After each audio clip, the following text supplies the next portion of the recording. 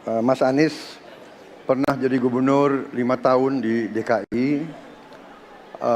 Anggaran DKI setahun sekitar 80 T. Jumlah penduduk Indonesia DKI 10 juta kira kurang lebih. APBD Jawa Barat 35 T, jumlah penduduknya 50 juta, 5 kali DKI. Tetapi selama Mas Anies mimpin, sering sekali DKI menerima indeks polusi tertinggi di dunia.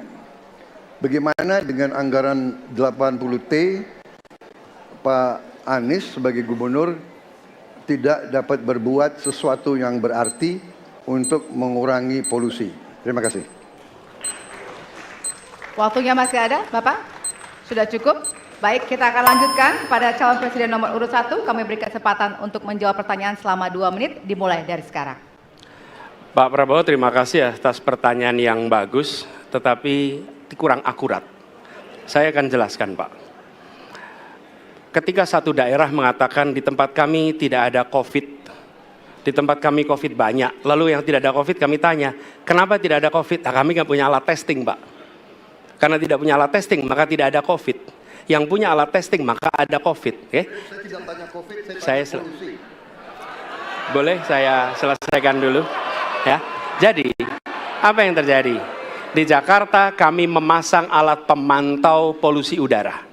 Bila masalah polusi udara itu bersumber dari dalam kota Jakarta, maka hari ini, besok, minggu depan konsisten selalu akan kotor.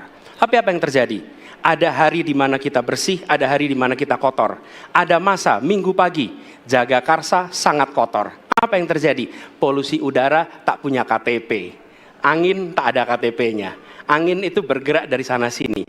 Ketika polutan yang muncul dari pembangkit listrik, tenaga uap, mengalir ke Jakarta, maka Jakarta punya indikator, karena itu Jakarta mengatakan ada polusi udara. Ketika anginnya bergerak ke arah Lampung, ke arah Sumatera, ke arah Laut Jawa, di sana tidak ada alat monitor, maka tidak muncul. Dan Jakarta pada saat itu bersih. Kalau problemnya dari dalam kota saja, maka konsisten tiap waktu. Ya, kita punya masalah polusi. Karena itu kita kerjakan dengan apa?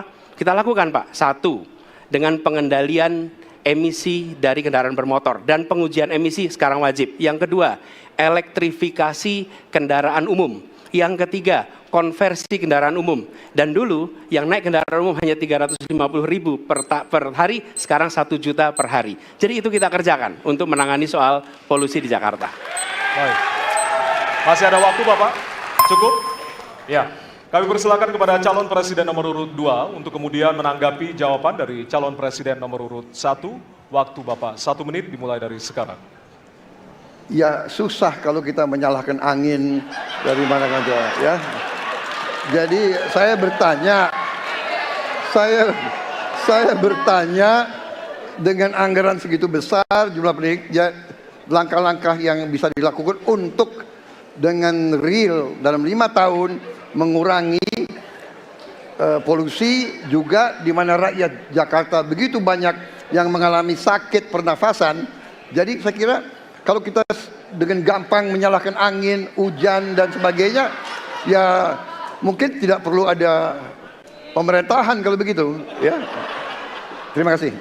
Download Tribun X sekarang, menghadirkan lokal menjadi Indonesia.